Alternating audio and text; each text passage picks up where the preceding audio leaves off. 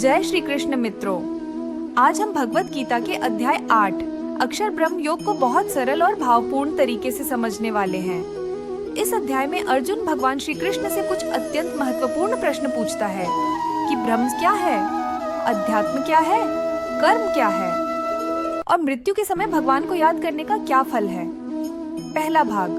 कृष्ण अर्जुन से कहते हैं, अर्जुन, जो परम सत्य है, जो न कभी बदलता है, न कभी जन्म लेता है, न कभी नष्ट होता है, उसी को ब्रह्म कहते हैं। ब्रह्म स शुद्ध अनंत अविनाशी चेतना।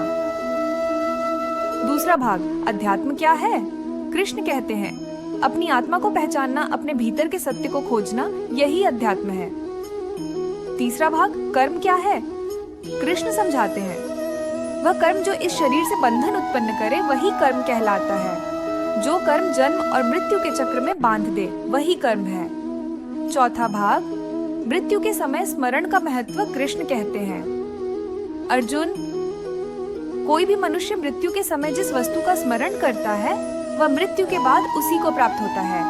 और जो मनुष्य मृत्यु के क्षण में मेरा स्मरण करता है, वह बिना संदेह मुझे ही प्राप्त होता है। पांचवा भाग। उनका जप कृष्ण कहते हैं, जो मनुष्य AUM का जप करते हुए यह शरीर त्यागता है, वह सर्वोच्च गति को प्राप्त होता है।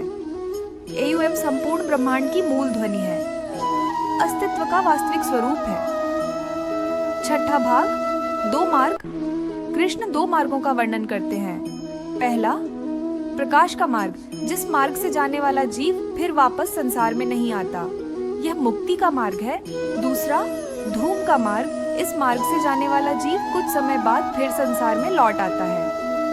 सातवां भाग। निष्कर्ष। कृष्ण कहते हैं, अर्जुन, जो मनुष्य भक्ति, श्रद्धा और निरंतर स्मरण के साथ मेरी उपासना करता है, वह अंत में मुझे ही प्राप्त होता है।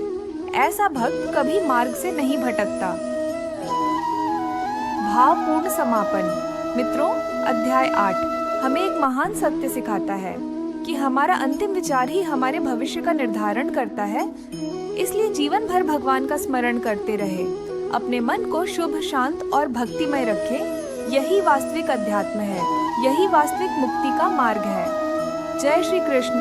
हरि AUM।